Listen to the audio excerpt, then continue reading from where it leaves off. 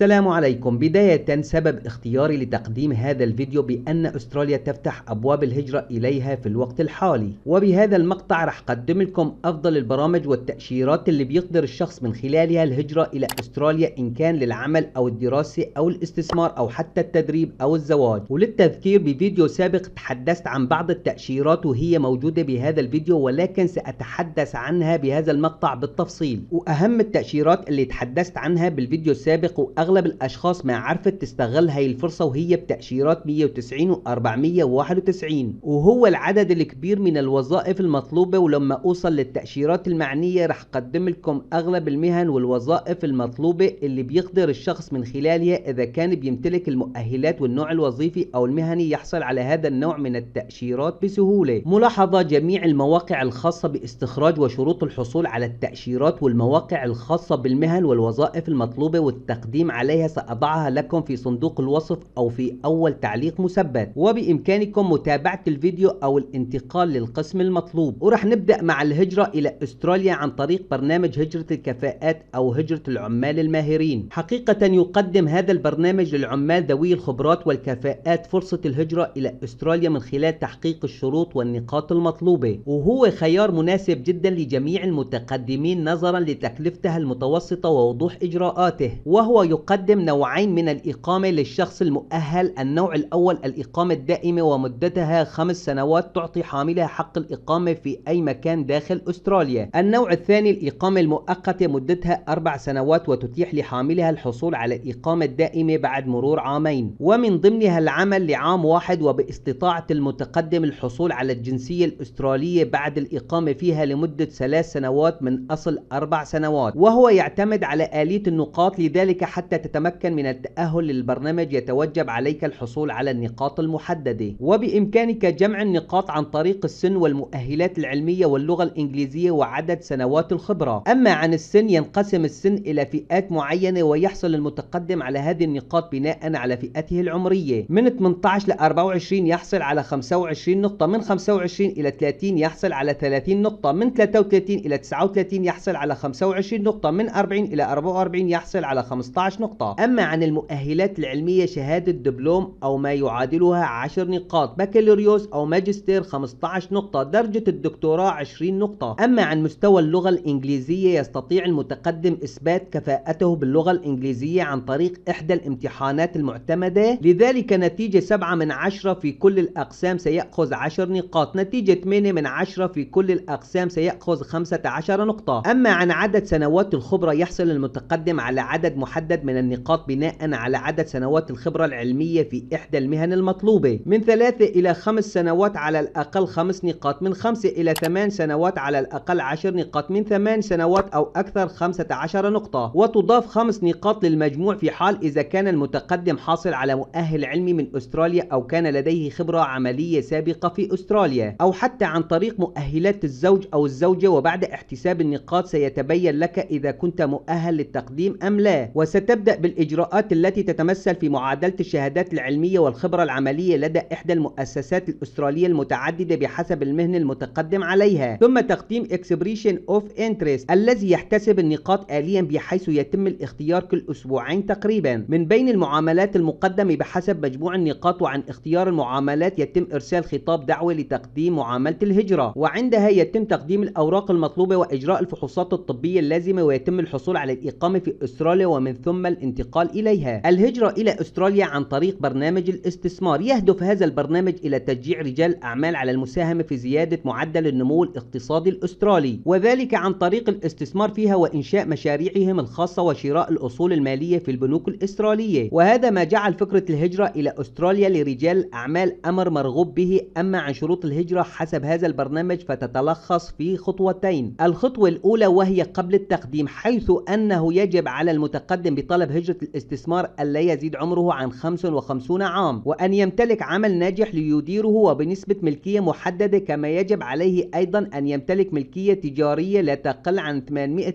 ألف دولار أسترالي، ويجب عليه أن يحقق 65 نقطة من نظام نقاط الهجرة إلى أستراليا. أما عن الخطوة الثانية وهي بعد التقديم فيتوجب على المتقدم بطلب هجرة الاستثمار أن يؤسس عمل ويديره في أستراليا، وأن يكون لديه أملاك شخصية وتجارية في دولة أستراليا. أفضل أنواع التأشيرات الأسترالية. الهجرة إلى أستراليا عن طريق تأشيرة التدريب الفئة الفرعية 407. هذه التأشيرة من أهم تأشيرات العمل والتدريب التي تمنح حاملها فرصة الحصول على التدريب المهني في أستراليا، ومدتها 2 لكنها لا تسمح له بالعمل إلا بما يرتبط بالتدريب، وبإمكان حاملها إحضار زوجته وأطفاله وذلك عبر ذكرهم بالطلب الأصلي. وهي تشترط على المتقدم أن يكون لديه لغة إنجليزية تمكنه من التعامل اليومي مع الأشخاص الذين يصادفهم، ومبالغ مالية تغطي تكاليف المعيشة له ولعائلته في أستراليا، مع الحصول على الترشيح من قبل إحدى المؤسسات الكفيلة التي تقدم له التدريب المطلوب، مثل أن يكون التدريب في إحدى المهن المدرجة على قائمة الوظائف الخاصة بفيزا 407، بالإضافة أن يكون المتقدم قد عمل لمدة 12 شهرا بدوام كامل في هذه المهنة خلال السنتين السابقتين لتقديم الطلب. ويجب أن يكون التدريب مدعوم من قبل الوكالة الحكومية الأسترالية أو من حكومة البلد الأم للمتقدم. الهجرة إلى أستراليا عن طريق تأشيرة المرشحين الماهرين للفئة الفرعية 190، وهذه التأشيرة هي إحدى التأشيرات التي تحدثت عنها في بداية الفيديو، وتقدم تأشيرة المرشحين للأشخاص ذوي المهارات فرصة الهجرة إلى أستراليا مع عائلته، ولكن يجب أن تكون مهنته مطلوبة في قائمة المهارات المؤهلة للحصول على تأشيرة 190 وحاصل على التقييم المناسب، وأن لا يزيد عمره عن 45 سنة، بالإضافة إلى جمع أكثر من 65 نقطة، وإتقان اللغة الإنجليزية، واستيفاء المتطلبات الصحية، وأن يكون مترشح من حكومة ولاية أو إقليم أسترالي، وهي تمنحه الإقامة الدائمة وتسمح له بالعمل أو الدراسة والتنقل في أي مكان بدولة أستراليا، والحصول على الجنسية الأسترالية بعد مرور مدة الإقامة. أما عن أهم المهن والوظائف المطلوبة، وهي قائمة المهن ذات الأولوية للهجرة إلى أستراليا: رئيس تنفيذي أو عضو منتدب، مدير مشروع بناء، محاسب عام، محاسب إداري، محاسب ضرائب، مراجع خارجي، مدقق داخلي، مساح، رسام الخرائط، مهندس مدني، مهندس جيوتقني، مهندس إنشائي، مهندس نقل، مهندس كهرباء، مهندس ميكانيكي، مهندس التعدين، مهندس بترول، عالم المختبرات الطبية، طبيب بيطري، صيدلي مستشفى، صيدلي صناعي، صيدلي تجزئة، أخصائي تقويم العظام أو الأطراف الصناعية، دكتور عام، طبيب مقيم، طبيب نفسي، قابلة، ممرضة لرعاية المسنين، ممرضة بالعناية الحرجة والطوارئ، ممرضة طبية، ممرض صحة نفسية، ممرضة حول الجراحة، أخصائي وسائط متعددة، محلل مبرمج، مبرمج مطور، مهندس برمجيات، وقائمة كبيرة أخرى. بإمكانكم معرفة جميع المهن من الموقع حتى لا يطول مدة الفيديو. الهجرة إلى أستراليا عن طريق تأشيرة العمال الماهرين الإقليمية المؤقتة للفئة الفرعية 491. أيضا هذه التأشيرة هي إحدى أفضل الفرص للهجرة إلى أستراليا، وهذه التأشيرة مؤقتة، وبإمكانك بعد 3 سنوات من مدة ال5 سنوات المأخوذة تحويلها إلى الإقامة الدائمة. تقدم هذه التأشيرة للعمال الماهرين فرصة العمل بإقليم في أستراليا إلى جانب العمل والدراسة، وهذا يعني أنها تسمح لك بالعيش والعمل والدراسة، ومدة هذه التأشيرة 5 سنوات، وقد ذكرنا فيما سبق أنه بإمكانك استبدالها إلى إقامة دائمة. أما عن شروط الحصول على هذه التأشيرة: يجب أن يتم ترشيحك للتقدم على هذه التأشيرة من قبل وكالة حكومية تابعة للإقليم أو الولاية، وأن يكون لديك معيل في أستراليا ليتكفل بك في البداية، وأن تكون مهنتك مطلوبة في قائمة المهن، وأن تكون حاصل على تقييم لمهاراتك ومستوفي لاختبار النقاط. أما عن المهن والوظائف المطلوبة لهذه التأشيرة بالخصوص فهي قائمة كبيرة جدا، وسأذكر لكم أهم المهن، وبإمكانكم معرفة باقي المهن من الوظائف المطلوبة من الموقع الرسمي الخاص بصناعة الهجرة الأسترالية: مدير مشروع البناء، مدير هندسة، مدير مركز رعاية الأطفال، مدير التمريض السريري، مدير منظمة الصحة الأولوية، مخرج موسيقي، مدير فني، محاسب عام، محاسب إداري، محاسب الضرائب، مهندس المناظر الطبيعية، مهندس معماري، مهندس كيميائي، رسام خرائط، مهندس مواد، مهندس مدني، مهندس تقنية جغرافية، مهندس ميكانيكي، مهندس صناعي، مهندس زراعي، عالم الأحياء البحرية، عالم الحيوان، طبيب بيطري. وفي الحقيقة هناك قائمة كبيرة جدا، ولكني اخترت لكم البعض من هذه الوظائف والمهن حتى لا تطول مدة الفيديو، وبإمكانكم الدخول على الموقع لمعرفة جميع المهن والوظائف المطلوبة. الهجرة إلى أستراليا عن طريق تأشيرة الزواج المحتمل للفئة الفرعية 300. من أكثر التأشيرات سهولة هي هذه التأشيرة، حيث أنها تسمح لأي شخص لديه علاقة بمواطن أو مواطنة أسترالية الزواج والإقامة فيها، سواء كان متواجد داخله أو خارجه. فإذا كان من خارج أستراليا سيحصل على بطاقة الرعاية الصحية ميديكير عند الوصول إليها، وسيبقى لمدة 2 حاصل على الإقامة المؤقتة، وبعد ذلك سيصبح بإمكانه التقدم بطلب للحصول على الجنسية الأسترالية. وبإمكان الشخص الأجنبي البقاء في الدولة لمدة تتراوح ما بين 9 أو 15 شهر إلى جانب العمل والدراسة. الهجرة إلى أستراليا عن طريق تأشيرة تأشيرة طالب الفئة الفرعية 500. تسمح هذه التأشيرة للطالب بالبقاء في أستراليا والدراسة والمشاركة في دورة دراسية مؤهلة وإحضار أحد أفراد عائلته للإقامة معه والعمل بجانب الدراسة، ولكن يجب عليه أولا أن يتقدم بطلب دراسة في الدورة والحصول على القبول وتنظيم ترتيبات الرعاية المناسبة طوال مدة إقامته إذا كانت تحت السن القانوني، وتلبية متطلبات الصحة أي إحضار شهادة تثبت بأنه خالي من الأمراض وتصل مدة الإقامة فيها إلى 5 سنوات تقريبا. بالنهاية تشتهر دولة أستراليا بتقدمها الكبير، وهي حاصلة على المركز الأول في العالم من ناحية جودة الحياة، وبنسبة 100% من ناحية الأمان، و92% من ناحية الحقوق، و90% من ناحية المناخ، و87% من ناحية الصحة، و86% من ناحية الاستقرار، و23% من ناحية تكاليف المعيشة. وهذا يعني أن أستراليا من ناحية المعيشة هي جيدة جدا، وهي دولة ملكية دستورية برلمانية فيدرالية، وعاصمتها هي كامبرا، وتعتبر أصغر قارة في العالم وسادس أكبر دولة من حيث المساحة الإجمالية، وهي عضو في الأمم المتحدة ومنظمة التعاون الاقتصادي والتنمية ومنظمة التجارة العالمية. هذا كل شيء في الفيديو. ملاحظة: جميع المواقع التي تحدثنا عنها ضمن هذا الفيديو ستجدونها على الرابط الموجود في صندوق الوصف أو في أول تعليق مثبت. السلام عليكم.